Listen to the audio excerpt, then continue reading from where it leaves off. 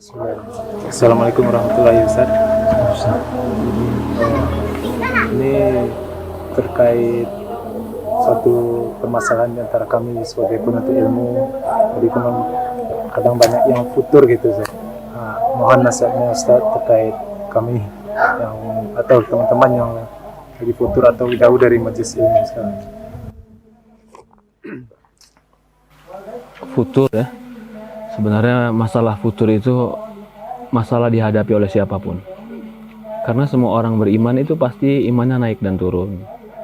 Kan Rasulullah sudah mengatakan dalam hadis, likulli amalin sirrah, likulli sirratin fatrah. Kata Rasulullah, setiap amal itu ada semangatnya, setiap semangat ada futurnya. Jadi kalau dibilang futur, kadang-kadang lemah iman, itu bisa dipastikan hampir semua orang kena itu. Cuman yang nggak boleh itu adalah ketika futurnya sampai akhirnya meninggalkan sunnah, itu nggak boleh. Atau sampai maksiat, itu nggak boleh. Rasulullah mengatakan, faman kana fatratu illa sunnati faqad naja. Barang siapa yang futurnya tetap di atas sunnahku, dia selamat. Jadi fenomena futur itu selalu ada, terutama teman-teman yang muda ya. Karena faktor-faktor jiwa muda itu kan banyak untuk mendorong kepada keinginan-keinginan. Bagaimana tipsnya? Tipsnya yang paling penting yang pertama adalah doa kepada Allah. Ini bukan kita aja, bahkan para nabi juga berdoa kepada Allah. Orang-orang soleh berdoa kepada Allah. Bahkan menurut ana pribadi ini faktor yang terbesar. Hati kita ini di antara jari jemari Allah. Allah membolak-balikkan siapa yang Allah kehendaki. Maka itu Rasulullah SAW dalam sebuah hadis kan termasuk yang paling banyak doa yang dia minta itu kan, ya muqallibal qulub tsabbit qalbi ala dinik. Jadi kalau antum punya waktu-waktu yang mustajab, tempat-tempat yang mustajab, jangan pernah lupa doa ini. Allahumma tsabbit qalbi ala dinik.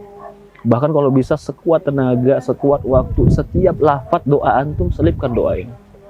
Karena kalau bukan pertolongan Allah, kita istiqomah, kita berat. Apalagi anak-anak muda yang terkadang masih muda, bercampur baur bergaul, bertemu teman-teman yang belum tentu semuanya juga belajar agama. Itu bagaikan orang megang bara api. Kita nggak bisa megang bara api kalau bukan pertolongan Allah. Itu yang pertama. Yang kedua, jangan lupa beramal. Beramal itu penting.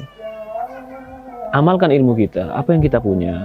Sholat malam, baca Quran, komitmenkan dalam sehari-hari, itu harus. Karena itu yang akan memperbarui iman kita terus.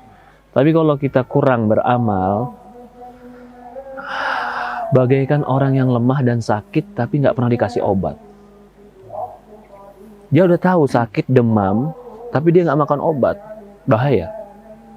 Yang ketiga, tentu adalah ilmu. Belajar, majelis taklim. Di situ ada motivasi, di situ ada penguat jiwa, di situ ada pengingat kepada Allah. Itu penting. Jadi kalau teman-teman tiga ini betul-betul dikomitmenkan, doa, jangan pernah bosan. Berilmu, cari ilmu. Majelis taklim jangan pernah tinggalkan.